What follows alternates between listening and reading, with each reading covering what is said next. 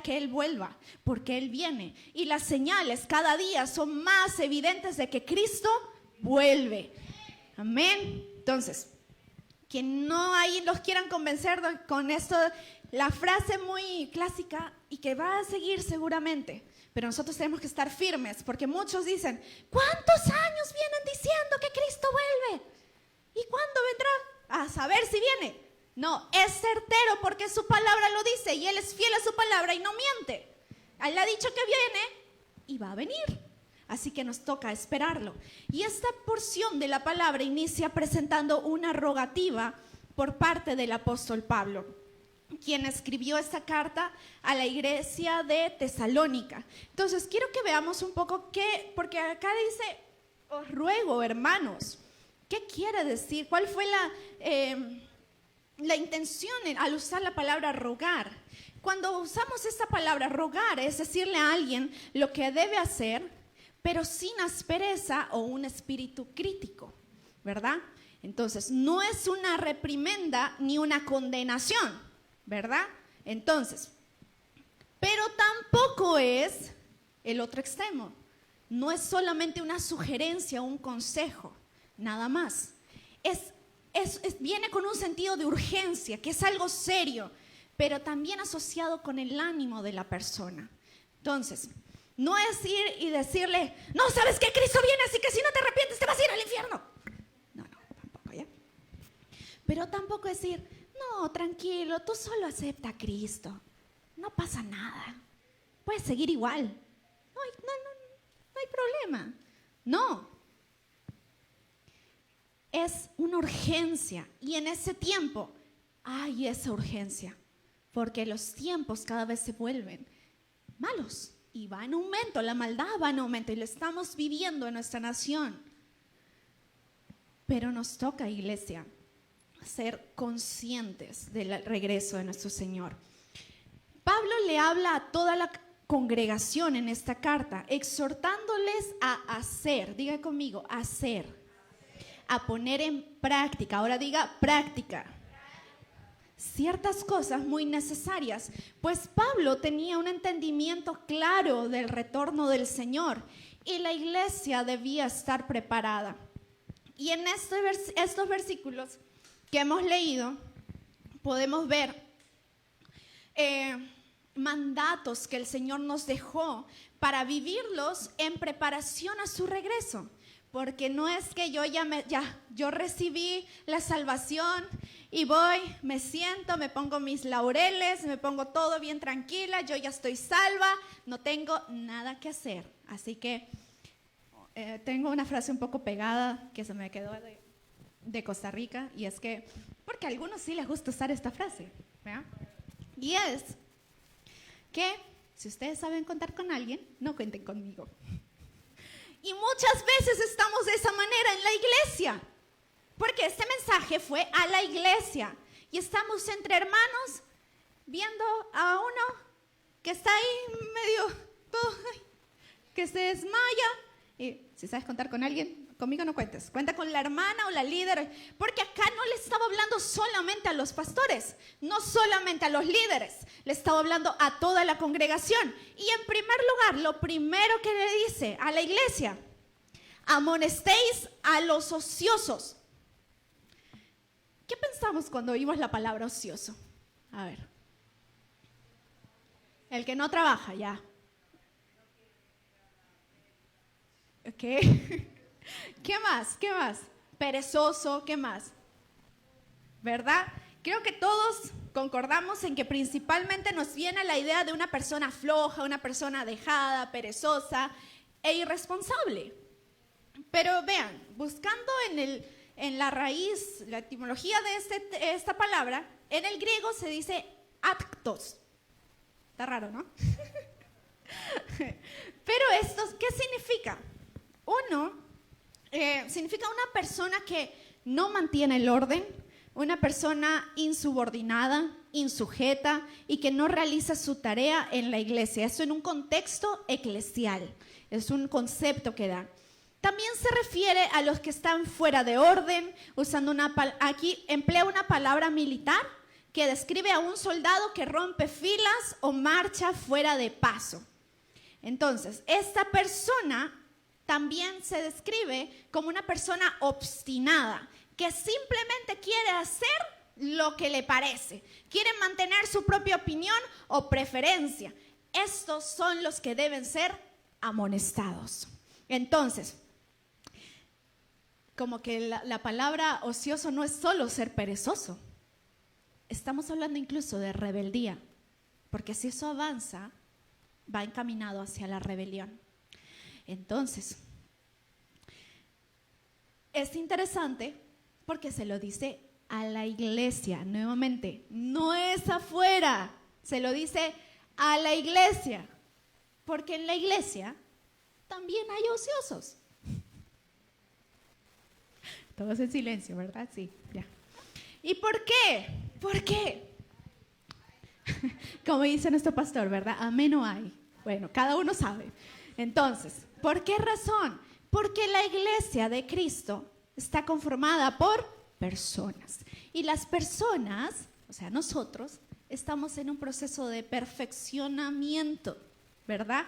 Dice la palabra que Él nos perfeccionará hasta el día de Jesucristo, ¿verdad? Entonces, ahora, pero hablar de esto no nos gusta. Porque esta es una de las áreas que en realidad necesitamos ser más tratados por el Señor. ¿Por qué razón? Porque nuestra naturaleza humana aún lidia con varias cosas, entre ellas el orgullo. Y el orgullo en nuestro corazón es como una venda que nos ciega, tapa, a tal punto que creemos estar bien y realmente no es así. Alguien va y le dice, no estás bien en esto. Y dice, no, yo estoy bien, no pasa nada. Pero no ¿por qué esa reacción? No aceptamos la exhortación. Hay un rechazo a la exhortación, porque no nos gusta ser corregidos. Y ese es el orgullo. Pablo no, como les decía, este mensaje no fue únicamente a las autoridades de la iglesia. Y muchas veces, estudiando este versículo, me doy cuenta de que en muchas ocasiones la misma iglesia, es decir, la congregación, puede llegar a ser opositora, es decir, ponerse en oposición ante la exhortación necesaria. ¿Y cómo pasa esto? La palabra misma nos habla de lo necesario que es ser exhortados. Pues si la exhortación es recibida, es decir, a mí me exhortan en algo que yo no estoy bien, y yo recibo la exhortación, eso va a traer vida y transformación a mi vida. En cambio, si yo rechazo la exhortación, me encierro en mi orgullo y digo, no, yo tengo la razón y yo tengo la razón y yo tengo la razón, pese a que te están mostrando con la palabra, no va a haber cambio, no hay transformación. Entonces, mucho daño ha hecho a la iglesia del Señor ciertas frases y pensamientos. Por ejemplo, no lo exhortes, se va a ir de la iglesia. Si lo exhortas, se va al mundo. Déjalo, por lo menos está oyendo la palabra. Se puede resentir, mejor no. Es que va a llorar. El otro, y que es más clásico. Dios es amor, no nos toca regañarlos, sino abrazarlos. Suena muy bíblico. Pero verdaderamente, ¿cuánto daño ha hecho al pueblo de Dios con estas frases? Porque sí, Dios es amor, eso no lo negamos, es su esencia, Él es la fuente de amor. Pero porque Él ama, corrige, porque no quiere que sus hijos se pierdan. Vamos a Proverbios 3, 11 al 13, y yo voy a leerlo en la Nueva Versión Internacional. Y vamos a ver cómo el Señor nos ayuda con el tiempo.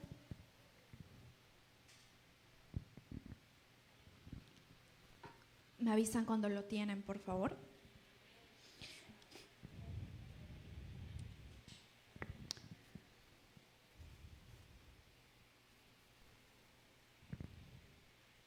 Amén. Amén. En la Nueva Versión Internacional dice: Hijo mío, no desprecies la disciplina del Señor, ni te ofendas por sus reprensiones, porque el Señor disciplina a los que ama, como corrige un padre a su hijo querido. Y en otra traducción me gusta porque dice, como corrige un padre a su hijo amado.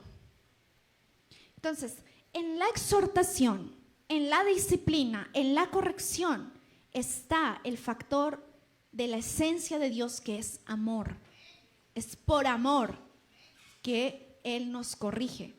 Y como en una ocasión compartí, el Hijo de Dios, hija de Dios, necesitamos aprender a amar la disciplina de Dios para con nosotros. Es algo que nos cuesta. Sí, duele, porque en el momento no nos va a gustar. Y vean, vamos a verlo en Hebreos 12, 6 al 11.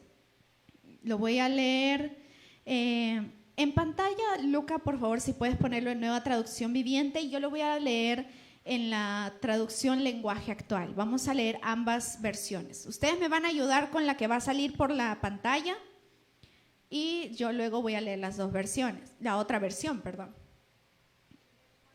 Hebreos 12, 6 al 11. En la versión que aparece aquí en la pantalla, si alguien me puede ayudar, por favor.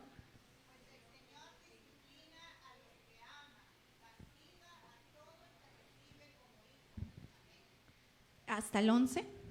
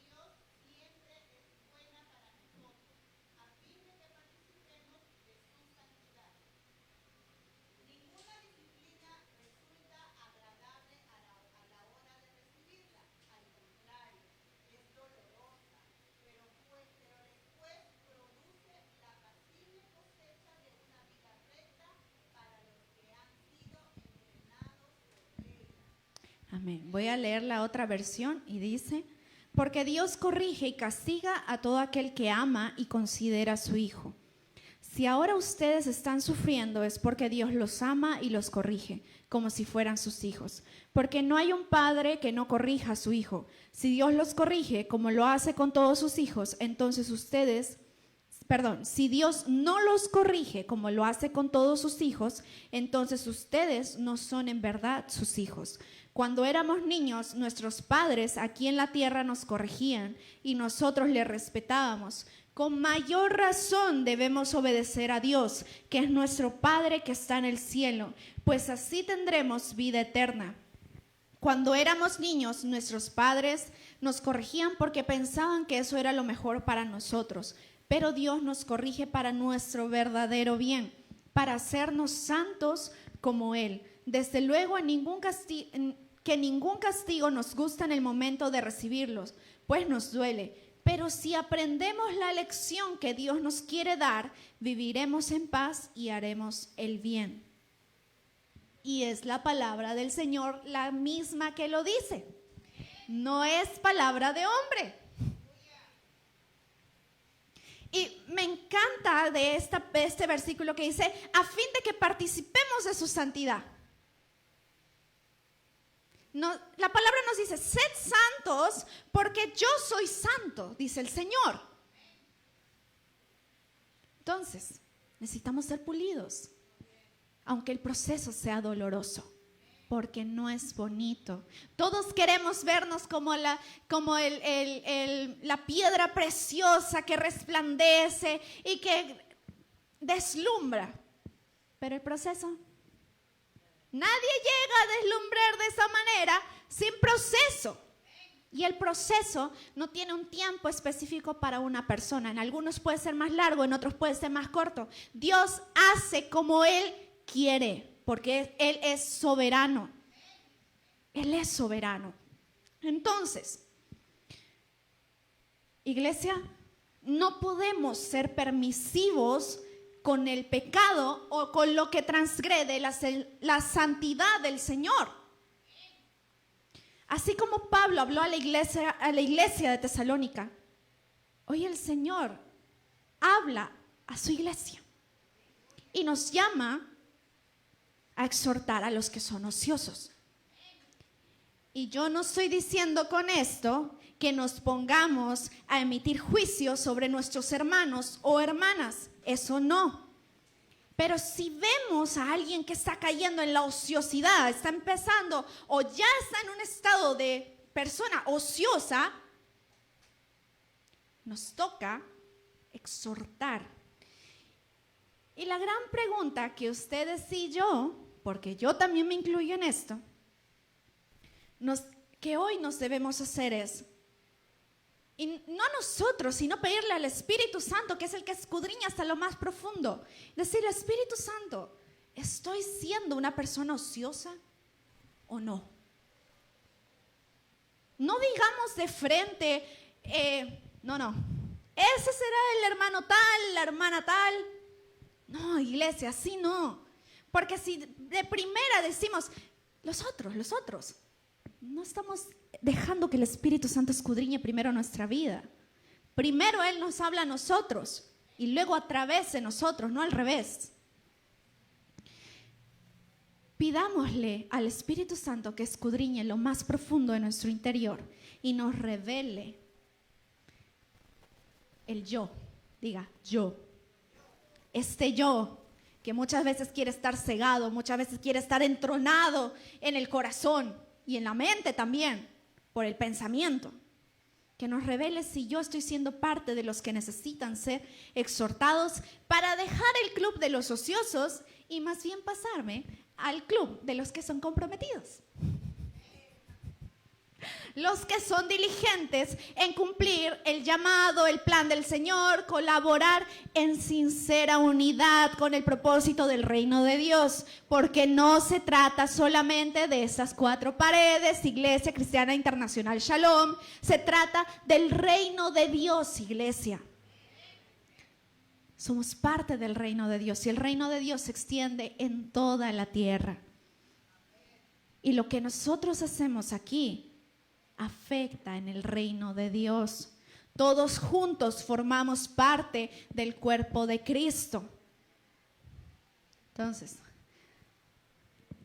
si yo me lastimo un brazo, ¿acaso todo el cuerpo no se va a ver dolido, paralizado?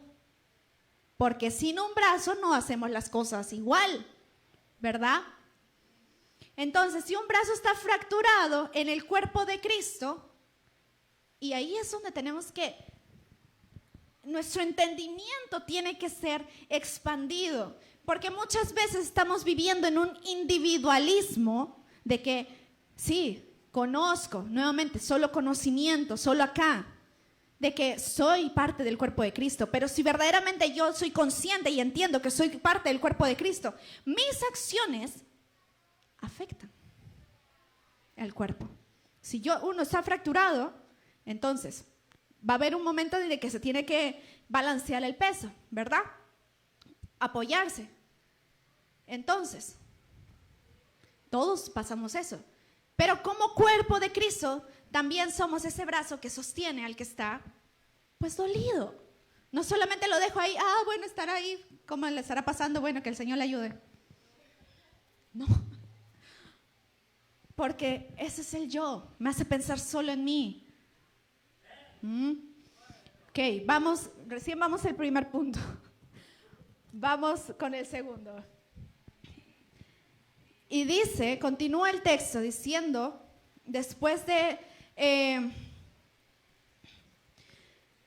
dice que alentéis a los de poco ánimo. En el griego le dicen oligopusuchos, eso. Un sinónimo es temeroso, pusilánime, que de cualquier cosa tiene miedo. Entonces, una persona con poco ánimo, pues son aquellos que literalmente son de carácter débil, son vulnerables, son fácil de llevar. Entonces, por naturaleza, tienen una tendencia a ser tímidos y mostrarse cobardes también ante muchas cosas. Entonces, este tipo de personas necesitan que se les dé aliento. ¿En qué sentido? No es que usted le sople a su hermano o a su hermana, por favor. Capaz se me desmaya alguien por ahí, no quiero accidentados. Va en el sentido de fortalecerlos. Entonces, en un contexto eclesial, en la iglesia, hablamos de aquellos cuyo corazón desfallece absolutamente ante cualquier batalla. O sea, viene un momento de guerra y son los que la pastora va a orar. Yo sé que la pastora intercede. Yo sé que están las mujeres en la mañana o intercediendo en la mañana, se levantan, están intercediendo, varones también que se conectan. Entonces, pero yo hoy no entro porque le tengo miedo. No lo dicen, pero se refleja. O sea, ante las batallas se esconden detrás de alguien o se huyen, ¿verdad? Entonces, este tipo de personas también están en la iglesia. Y nosotros necesitamos, ver si somos de los que son de poco ánimo, que son vulnerables, son fáciles de llevar, que no afrontan las batallas con firmeza, sino más bien de los que se esconden. Y hay que reconocer, todo empieza por reconocer, el reconocimiento es necesario.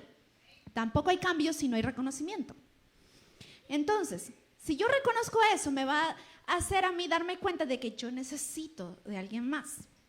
Y los que están firmes, han desarrollado firmeza, dependencia del Señor, necesitamos desarrollar un corazón compasivo.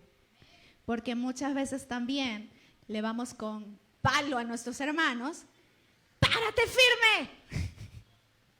¡No te duermas!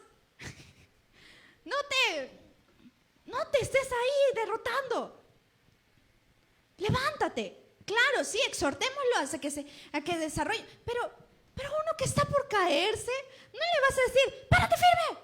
Sosténlo.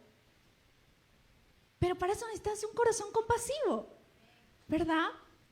Y en esa compasión, porque eso es lo que nos lleva. Si no, vamos a actuar en lástima. Y eso no estamos llamados a hacer. No es que veas a tu hermano, ay, pobrecita, ay, pobrecito, lo que le pasa, qué desgracia. No. Le hablamos con la palabra dice, esfuérzate y sé valiente, no temas ni desmayes. Y empieza diciendo, mira que te mando, que te esfuerces, que seas valiente, no temas ni desmayes, porque Jehová tu Dios estará contigo donde quieras que vayas. Yo te doy mi mano, ven, caminemos juntos y vamos a avanzar. Eso es hablarle la palabra, porque tus muchas palabras y muchos consejos no es que no sean buenos, iglesia. Sí. Podemos dar ánimo desde nuestra experiencia, pero lo que va a sostener a una persona es la palabra de Dios. Necesitamos ese corazón compasivo para sinceramente alentar a los de poco ánimo, pues hemos sido llamados a eso, a alentar. Entonces, aquí llevamos dos cosas que el Señor nos pide que nosotros pongamos en práctica en cuanto Él vuelve. Como les dije, no es para que estemos sentaditos, el Señor vuelve. Algún día va a llegar, yo hoy ya estoy fresh. No.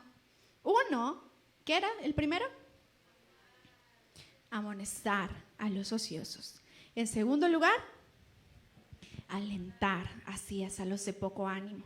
Luego dice, en tercer lugar, que sostengáis a los débiles. Y aquí el significado de eso es tomar de la mano a alguien. Ser una ayuda, se traduce como sostener, retener y estimar. Las personas que están en una situación de debilidad deben ser sostenidos y apoyados, con el propósito no de depender de nosotros. Eso no. Si yo estoy llevando a alguien a que dependa de mí, ya no está yendo bien. Ahí no está bien. El propósito es que esa persona construya o desarrolle fortaleza para no perpetuarse, no quedarse en ese estado de debilidad.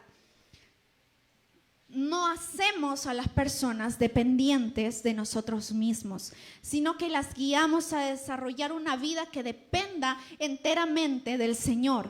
Pero ese es un proceso, iglesia, es un proceso.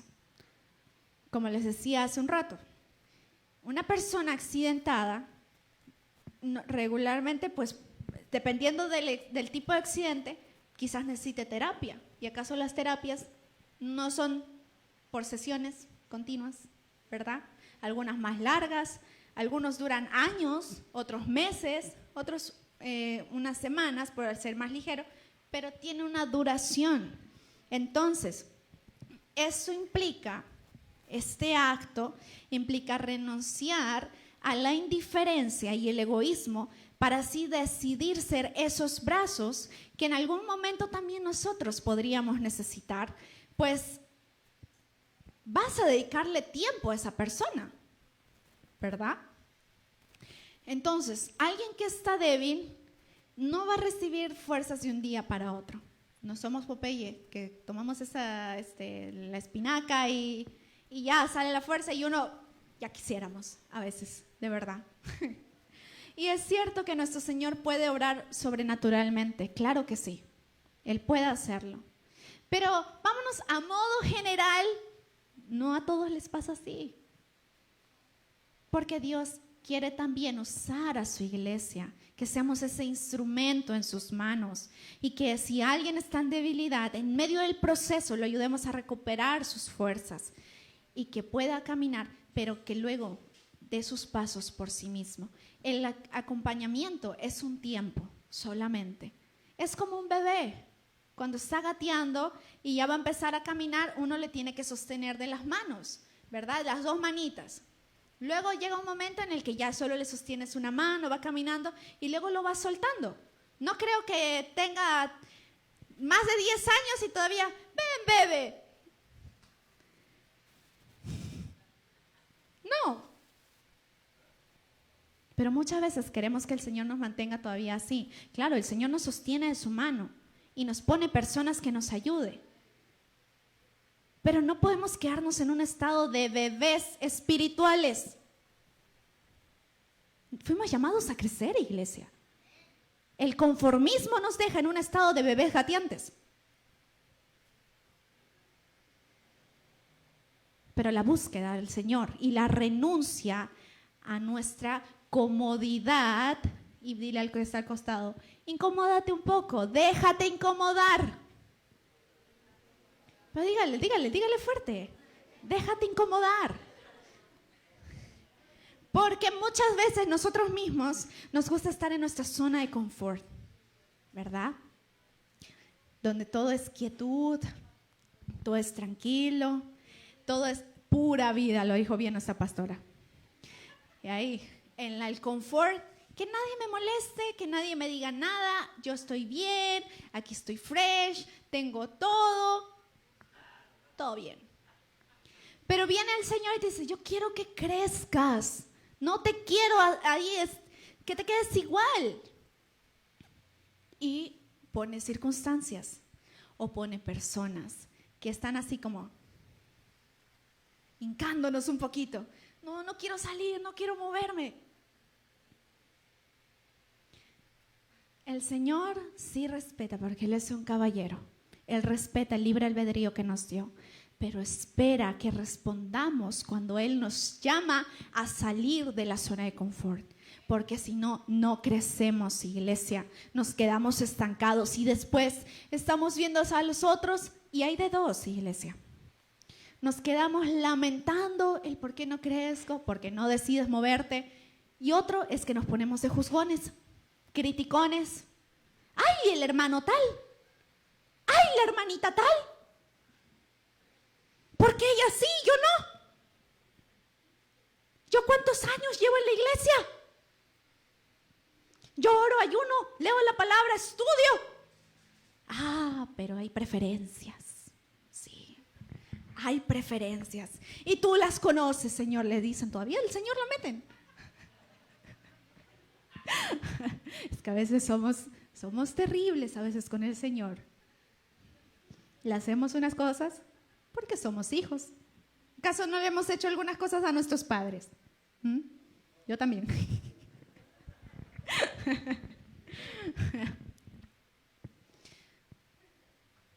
Si no nos cuidamos, caemos en eso, en el conformismo y la mediocridad, o en juzgar y criticar.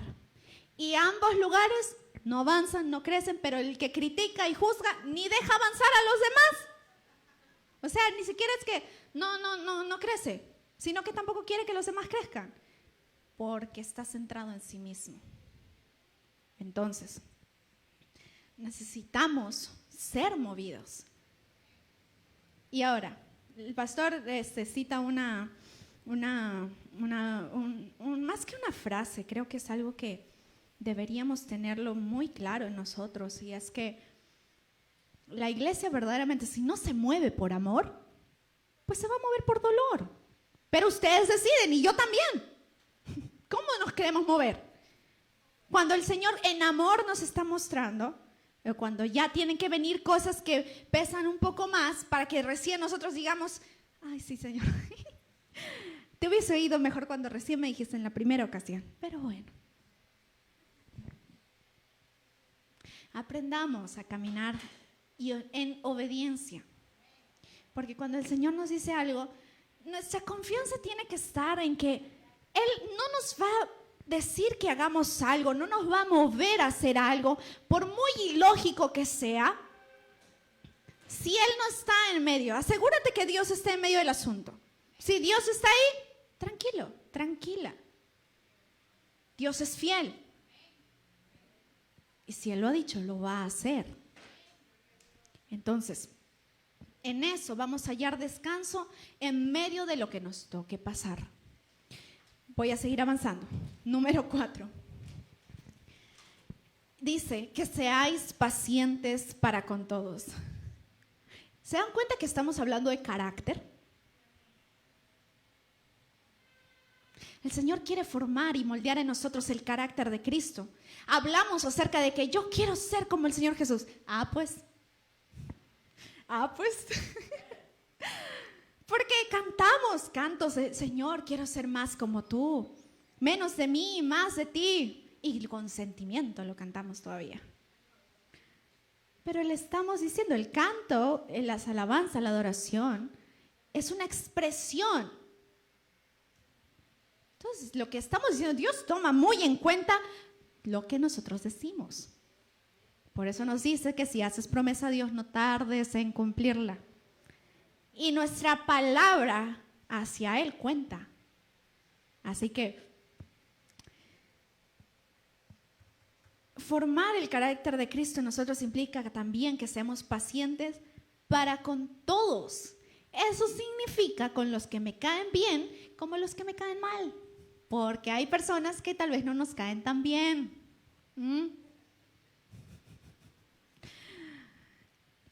No solo en la iglesia, porque para con todos implica en todo lugar. En la iglesia, en el colegio, en, ¿qué más? Su lugar de trabajo, en su familia, que quizás no es de la iglesia, en todo entorno. Pacientes para con todos. A ver, pónganse un ratito a pensar en lo que yo tomo agua. ¿Cómo está el nivel de paciencia en nuestra vida? Pónganlo en una balanza, a ver cuánto le sale.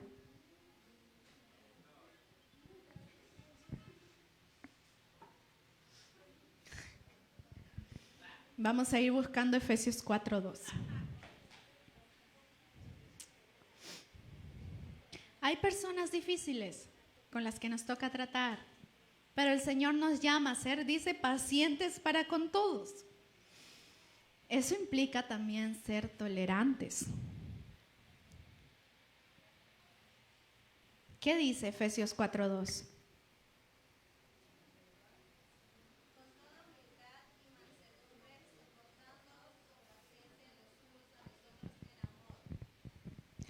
Y nuevamente dice, termina diciendo, ¿no? Tolerantes unos con otros en amor. Y nuevamente nos direcciona a Cristo. Porque humanamente hay personas, ¿verdad? Que uno quiere como que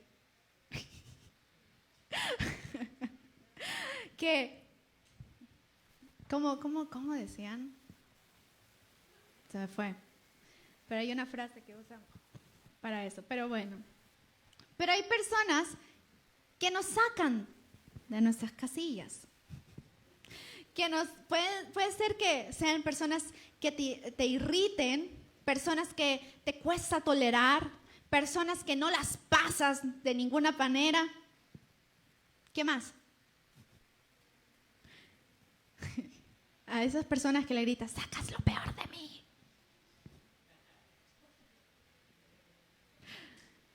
Que sean pacientes para con todos. Y en Efesios nos dice, en amor. Entonces, porque si no estamos siendo suministrados de la fuente que es Cristo, y Él es amor, entonces va a salir nuestra carne. Y a veces nuestra carne, dependiendo de cómo esté, a veces te quiere mechar con medio mundo.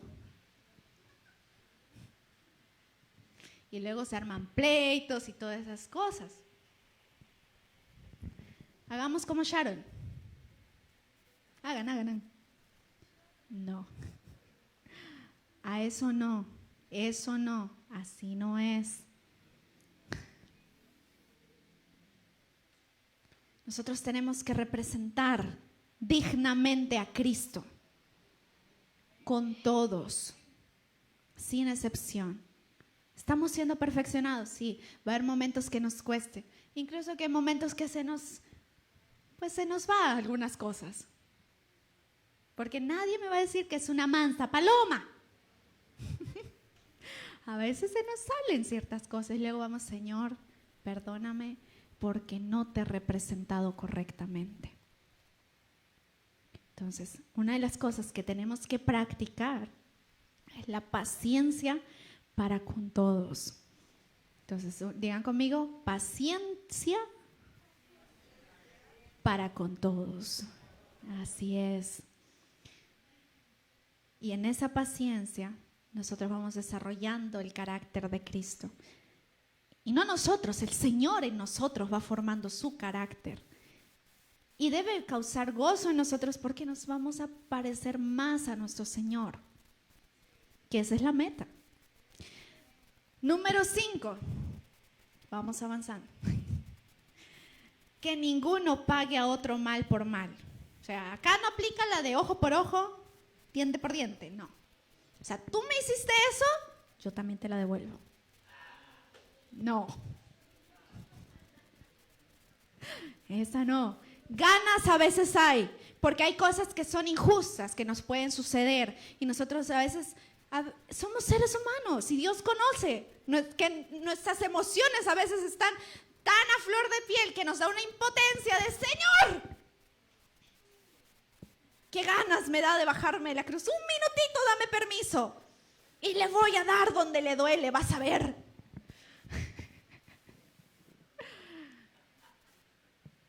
No. El Señor nos dice que ninguno pague a otro mal por mal. Te rechazan, tú no rechaces. Hablan mal de ti, tú no hables mal de otros. Te juzgan, no juzgues. La palabra misma dice que si juzgamos también va a ser para nosotros mismos, va para nuestro mal. Te hicieron trampa en algo, no hagas lo mismo. Deja a Dios, porque dice, mía es la venganza.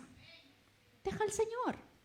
Lo que te toque hacer, porque tampoco es aquí que, no, ya Señor, te lo dejo todo. Y hay cosas en las que sí tenemos que actuar, en sabiduría de Dios.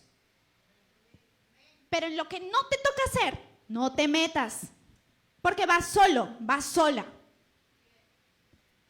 Lo que le toca a Dios, deja a Dios y Él será el que se glorifique en medio de toda situación. Entonces, número 6, voy a ir un poquito más rápido, todavía quedan algunos. Dice, seguid siempre lo bueno unos para con otros y para con todos. Entonces, empieza en nosotros mismos, seguimos lo bueno, lo agradable delante del Señor, lo que es digno, lo que es preciado delante de Él, porque nos presentamos delante de Él como un sacrificio vivo que debe llegar con olor agradable. Empieza en nosotros, pero luego eso también es para con otros. Entonces, ya no me quedo solo yo con esa bendición, sino voy a ser una buena influencia para mi entorno, en la iglesia y fuera de la iglesia.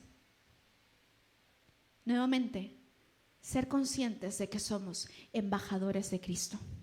No solo el conocimiento que se guarda en la mente o en la memoria, sino una conciencia, iglesia, que seamos verdaderamente entendidos de que como embajadores de Cristo, donde quiera que vayamos, somos sus representantes. Y nuestra vida debe hablar fuertemente, Cristo vive en mí, porque hay algo diferente en nosotros. Uno va a lugares que no son eclesiásticos y verdaderamente, porque me ha pasado, estando fuera de cualquier área de ministerio, en el que una persona vino a decirme, hay algo diferente en ti. Y eso no es para glorificarnos a nosotros mismos, sino dar gloria al Señor. Porque significa, es un reflejo de que Dios en nosotros está siendo de testimonio a otros. Y la pregunta es, ¿estoy testificando al Señor con mi vida o no? Entonces, que mi vida sea un reflejo de Él donde quiera que vaya. Número 7, dice, estad, ¿qué dice? Siempre gozosos. Y de hecho, mientras terminaba de escribir este mensaje, ayer que veía estas notas por la mañana, durante la mañana les comparto un poco. No fue una mañana muy sencilla. Y justo estoy leyendo nuevamente este pasaje que es el de la palabra. Yo no me sentía gozosa en ese momento. Y luego cuando leo, el Señor es tan preciso para recordarnos su palabra. Y yo, Señor, ¿cómo estoy siempre? Porque tú me dices siempre gozosa. Y sabemos, ¿no? El gozo no depende de las circunstancias, no depende de las situaciones, ¿verdad? Nuevamente, conocimiento muchas veces. Pero necesitamos momentos en los que el Señor interrumpa los momentos en los cuales nosotros a veces nos estamos ahogando en un vaso de agua y el Señor dice, mi palabra es clara. Siempre gozosos. Mi gozo es tu fortaleza. Y en ese momento el Espíritu Santo trae claridad, lo que llamamos una revelación de su palabra, de estar siempre gozosos. Dios, es cierto, tu palabra me dice estar siempre gozosa, tu palabra me dice que tu gozo es mi fortaleza, y empiezas a hablar la palabra y eres fortalecido por ella. Entonces, ¿cómo nos permanecemos estando gozosos en todo tiempo? Enraizados en el Señor. ¿Y cómo nos enraizamos? Su palabra.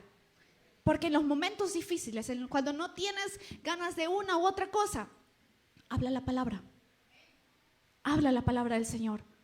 Sé edificado por ella, porque es hacia tu espíritu. Está ahí. Entonces, de esa manera, aunque pasemos tribulaciones, aunque pasemos circunstancias difíciles, porque las vamos a pasar, podemos estar siempre gozosos. Eso no significa que siempre vamos a estar quizás con una sonrisa en el rostro, pero el gozo permanece. El gozo no es igual que la felicidad, la alegría, que a veces hay momentos en los que uno está súper alegre y otros en los que pasamos por tristezas. Pero aún en medio de esas circunstancias, el gozo permanece porque es Cristo en nosotros. ¿Sí? Ahora, siguiente, número 8, dice, orad sin cesar.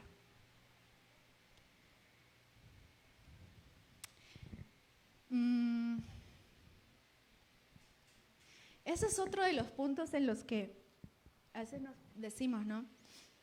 El día entero orando. Todos tenemos responsabilidades y cosas que hacer, pero ¿cómo nos permanecemos? ¿Cómo ponemos en práctica esto de orar sin cesar? ¿Cómo hacemos esto algo vivencial en nosotros? Estamos hablando de una postura de nuestro corazón, en el que estoy dispuesta en todo el día a estar en comunicación con el Señor. Mi tiempo devocional en la mañana es un tiempo de intimidad. El tiempo que venimos a orar en la iglesia los martes en la noche es un tiempo de orar como cuerpo de Cristo, como iglesia. En las mañanas de oración también, unidos. Pero de ahí el resto de horas del día mantengo una postura de estar mi corazón dispuesto a que el Señor, puedo estar en el bus, puedo estar en mi lugar de trabajo, puedo estar estudiando, puedo estar en mi casa, sea en el lugar que sea. Señor, estoy dispuesto a oír tu voz.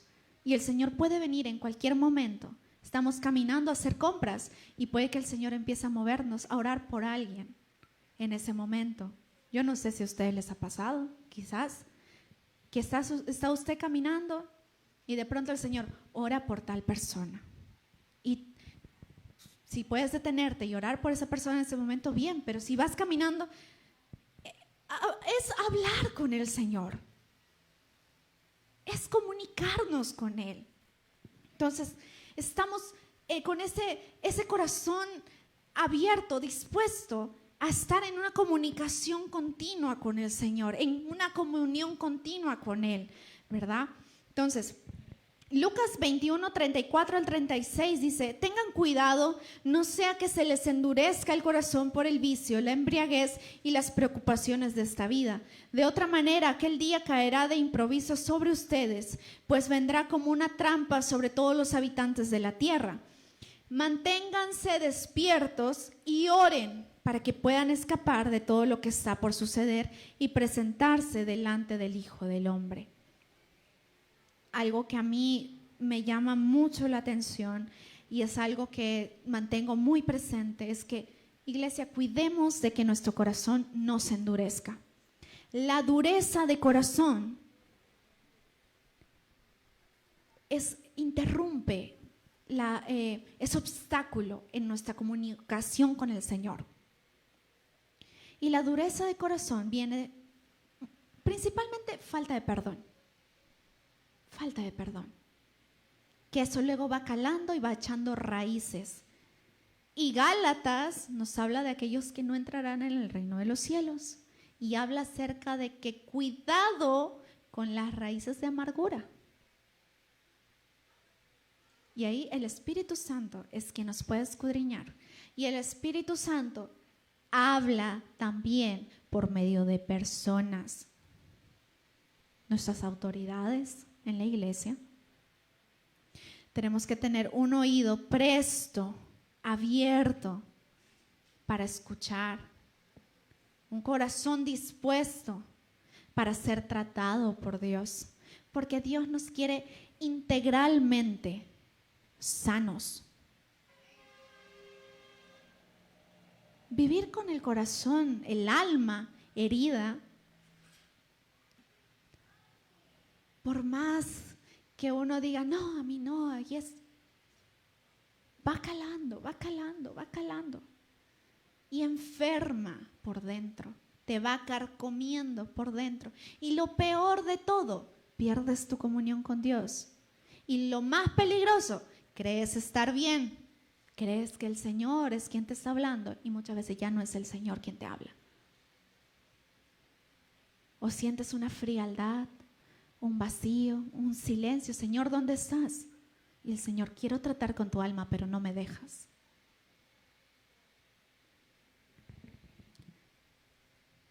Cuidémonos de que no se nos endurezca el corazón, sino que el Señor continuamente trate con nuestra alma. Si tenemos que perdonar, perdonemos.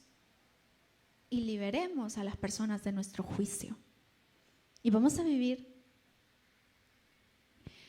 No vas a vivir cargando mochilas, porque cargas mochilas por la falta de perdón. Orad sin cesar, que mantengamos ese corazón dispuesto para oír la voz del Señor y responder en ese momento.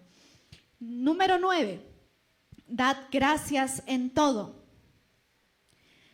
Y es curioso porque acá dice, no habla de dar gracias por todo, sino en todo. Entonces, en eso reconocemos la soberanía de la mano de Dios, que Él está en control de todo. Es muy diferente decir gracias por todo a gracias en todo. En medio de todo, gracias, Señor.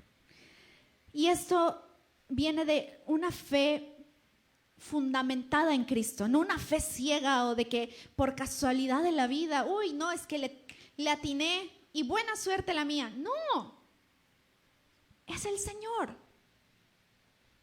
Y doy gracias, Señor. No fue mi mejor día. Gracias, Señor, por un día más. Gracias por el aire que respiro. Gracias por la luz. Gracias por la casa que tengo. Gracias por el alimento que no me faltó. A veces nos vivimos más quejando que dando gracias. Agradezcamos al Señor, aún por los tiempos difíciles. Gracias, Señor, porque esta temporada, aunque no está siendo fácil, estoy aprendiendo a sostenerme más de ti. Estoy aprendiendo que tú eres fiel. Estoy aprendiendo que tú estás conmigo, que yo no estoy sola, que yo no estoy solo, que tú vas delante de mí, que tú eres poderoso. Tanto por agradecer. Cambiamos nuestro lenguaje. Cambiemos la quejabanza por gratitud y alabanza. Entrar por sus atrios con acciones de gracias. Entonces luego también se dan cuenta, porque luego no alabamos con gozo. Luego estamos.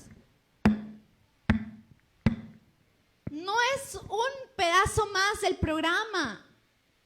Él está aquí. A Él exaltamos. Entonces, en ese momento yo le estoy exaltando con acciones de gracias. Y no solo acá en la iglesia, en mi casa también, en donde estoy. Gracias, Señor. Y estoy alabándole a Él. Número 10. Perdón, antes de terminar ese punto de dar gracias en todos. Porque dice que esta es la voluntad de Dios para con vosotros en Cristo Jesús. Luego de cada una de las exhortaciones que hemos visto, ¿no? Estad siempre gozosos, orad sin cesar, luego viene dad gracias en todo. Entonces se nos dice que hagamos esto porque es la voluntad de Dios. Pero la idea de esto no es, esta es la voluntad de Dios, así que debes hacerlo. No va como si viniera a obligarte a hacerlo, sino que la idea de esto en realidad es, esta es la voluntad de Dios, así que puedes hacerlo. Es muy diferente, porque tenemos una voluntad y decidimos si agradecemos o hacemos lo contrario. Entonces, Él nos revela, esa es mi voluntad, te digo, puedes hacerlo. La pregunta es, ¿vamos a hacerlo o no? ¿Vamos a ponerlo en práctica o no? Así que está en nosotros. Número 10, ya vamos terminando. Dice, no apaguéis al espíritu. Y cuán importante es ser conscientes de esto. Que dice que con eso nos está diciendo que podemos apagar el fuego del Espíritu Santo. ¿De qué manera? Incredulidad principalmente. Nuestras dudas, nuestra indiferencia, incluso nuestro rechazo al Espíritu Santo. O por la distracción de la manera que venga. Porque la distracción viene de muchas maneras. También cuando las personas empiezan a atraer la atención a sí mismos, o sea, ya la gloria se va hacia el hombre y no hacia Dios, al Espíritu Santo, que es quien hace la obra en nosotros, déjense por seguros que se va a ir apagando el Espíritu Santo en nosotros. Un comentarista, un teólogo, dice que una manera más literal de traducir esta parte es: deja de apagar al Espíritu Santo. Y es una exhortación a cada uno de nosotros. Porque muchas veces apagamos al Espíritu Santo en nosotros. Y Efesios 4:30 al 32 dice: y no contristéis al Espíritu Santo de Dios, con el cual fuiste sellados para el día de redención. Continúa diciendo: quítense de vosotros toda amargura, enojo, ira, gritería y maledicencia y toda malicia. Antes sed benignos unos con otros, misericordiosos, perdonándoos unos a otros, como Dios también os perdonó a vosotros en Cristo. No contristéis al Espíritu de Dios que está en nosotros. No contristemos su corazón con nuestras actitudes, con nuestras acciones, con nuestras palabras. El Espíritu Santo es muy sensible y nos toca a nosotros cuidar su presencia en nosotros. Somos templo del Espíritu Santo. Él habita en nosotros. Y vemos en Levítico, yo me maravillaba leerlo porque cuando vamos viendo, o sea, el templo en aquel entonces tenía 3 partes principales: el atrio, ¿qué más? Lugar santo y lugar santísimo. Entonces, vayamos a hacer una comparación de eso a nosotros que ahora somos el templo del Espíritu Santo. En el atrio es la entrada. Ahí venían a entregar sus ofrendas, ¿verdad? Pero estaban los sacerdotes que lo recibían. No todos entraban al lugar santo, mucho menos no todos entraban al lugar santísimo, porque ahí está la misma presencia de Dios, ¿verdad? Muchas veces nos quedamos solo en los atrios porque traemos nuestra ofrenda y ya. Pero seguir entrando hasta llegar al lugar santísimo es rendición, purificación. Rendición. Yo no puedo entrar al lugar santísimo si no estoy rendida delante del Señor. Entonces, el que mora en nosotros, esta es su casa, es su habitación. Es el lugar donde Él está. Eso significa que yo tengo que tener cuidado de qué dejo entrar, sea pensamientos, sea acciones, qué estoy consumiendo en contenido también, de qué me estoy llenando. ¿Es agradable a Él o no?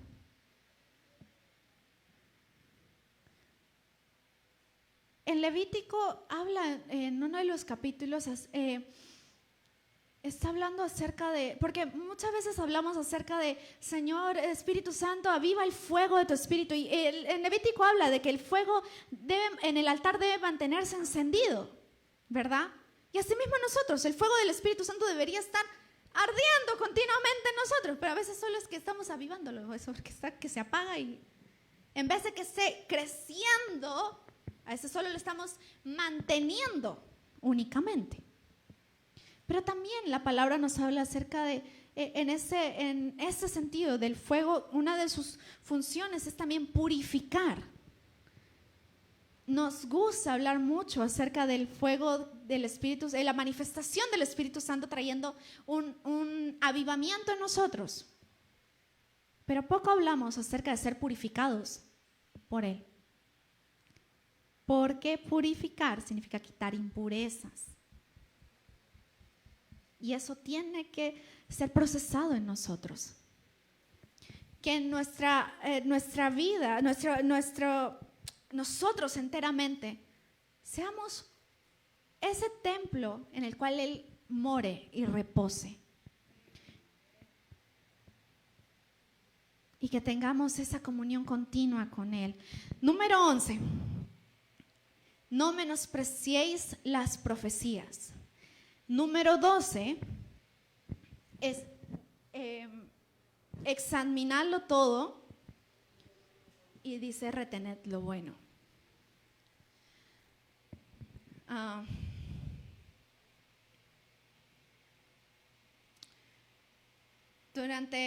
Entre el tiempo en que Pablo vio por última vez a la iglesia de Tesalónica y cuando escribió esta carta, había pasado él un tiempo en Berea. Eso está en Hechos 17, 10 al 12. Y ahí los cristianos eran de un carácter noble, porque cuando escucharon la predicación de Pablo, diligentemente buscaron en las Escrituras para ver si lo que decía era verdad. Pablo quería que los tesalonicenses tuvieran un corazón y mente más como los de Berea. Y nosotros necesitamos imitar eso también. Es algo bueno que seamos entendidos en la palabra del Señor. No que viene alguien, me habla bonito y suena muy bíblico, pero quizás no es bíblico. Y lo estoy aceptando solo porque suena bien. ¿Cómo voy a saber? Conociendo la palabra, estudiándola. Es el mejor y el filtro por excelencia. ¿Me dicen algo? Dios no va a decir algo que esté fuera de su palabra. Todo está aquí. Entonces, yo necesito crecer en el conocimiento de la palabra. Examinadlo todo, porque vamos a oír muchas cosas. Examinémoslo. Pablo dice, examínenlo. Todo, está bien. Pero retén solo lo bueno, lo malo, deséchalo. No lo permitas en tu vida. Nuevamente, nuestra vida como una casa. Tú decides qué entra y qué no entra. ¿A quién le abres la puerta? ¿A qué le abres la puerta? ¿Y a qué no?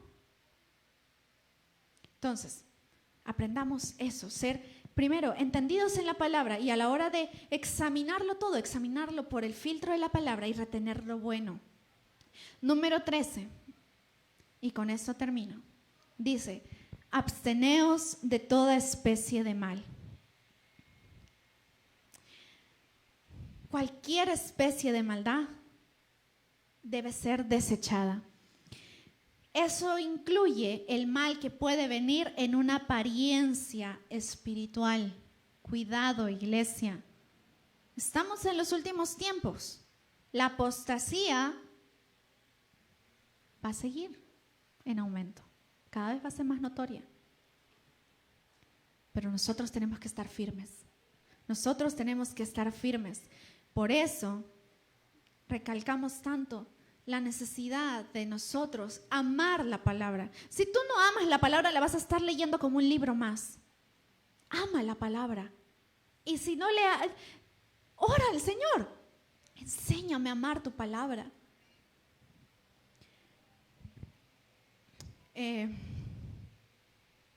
Los últimos versículos, termina el 24, el 23. 23 y 24. Si alguien lo puede leer, por favor.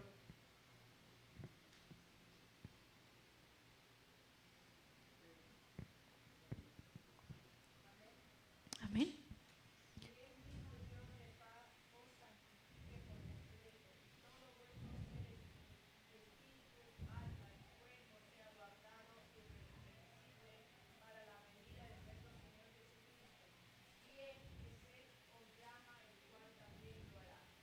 Amén. La idea detrás de la palabra que os santifique, el santificar es ser apartado. Entonces, la idea que tiene esto es hacer algo distinto y diferente. Romper viejas asociaciones y formar una nueva. Por ejemplo, un vestido, pues es un vestido, pero un vestido de novia, por ejemplo, ha sido separado para algo en específico, ¿verdad? Los instrumentos que están en la casa del Señor han sido santificados, por eso son uso únicamente para el Señor. Pero también lo son los implementos de la iglesia y ese cuidado deben tener. Entonces, nosotros mismos estamos llamados a ser apartados para un propósito especial y glorioso. Dios quiere que seamos apartados para Él. Para Él nos llamó. Entonces, en esta palabra también se engloba en que no una parte de nosotros enteramente, todo, enteramente estamos apartados para Él. Entonces, Pablo dejó claro que la santificación es la obra de Dios en nosotros. Ni usted ni yo nos podemos santificar a nosotros mismos. Esa es la obra de Cristo, es la obra del Señor. Entonces, él hace un hincapié en estas palabras, en que sean guardados, en que fiel es el que nos llama y el que también lo hará. Entonces,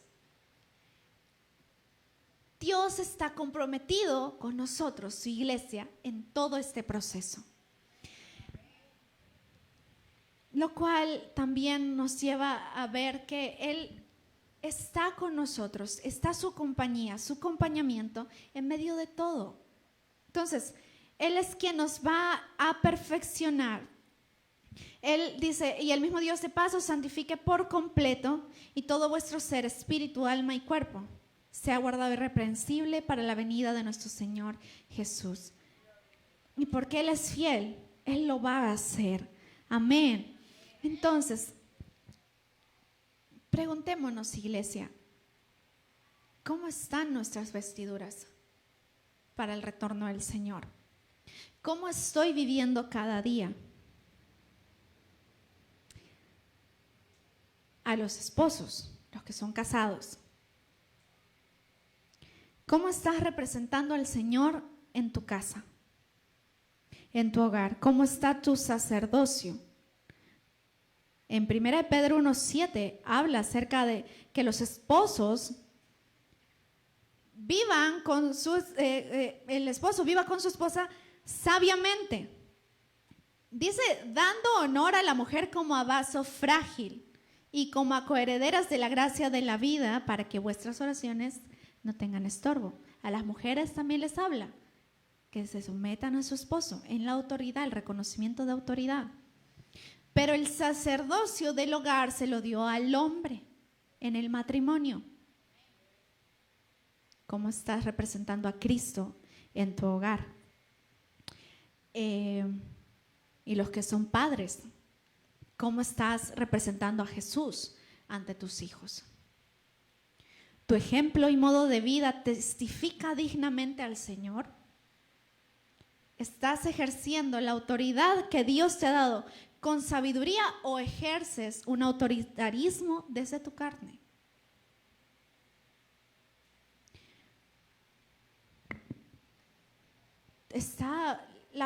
La iglesia está conformada por familias. ¿Estamos reflejando a Cristo? Desde la autoridad de la casa hasta los hijos mismos, honrando a los padres, como la palabra nos llama a hacer. ¿Cómo estamos esperando la venida de nuestro Señor? Él nos ha dejado buena tarea para nosotros hacer, poner en práctica mientras Él vuelve. Y pongámoslo en práctica, iglesia. Crezcamos en unidad como cuerpo de Cristo. Y mientras Él vuelve, hagamos lo que nos ha llamado a hacer. Vivamos representando a Cristo dignamente y que Él pueda ser glorificado. Y si fallamos, abogado tenemos para con el Padre, a Jesús, el que nos perdona. Todavía estamos en el periodo de la gracia.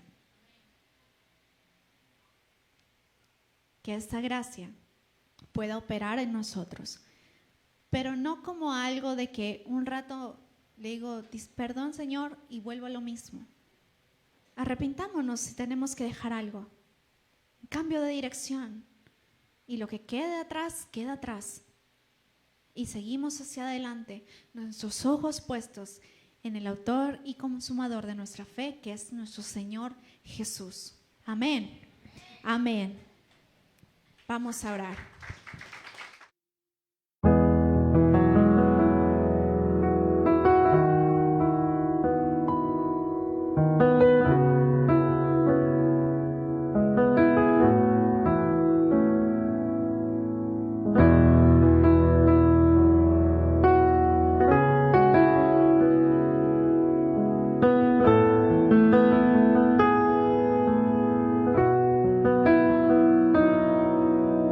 Amén.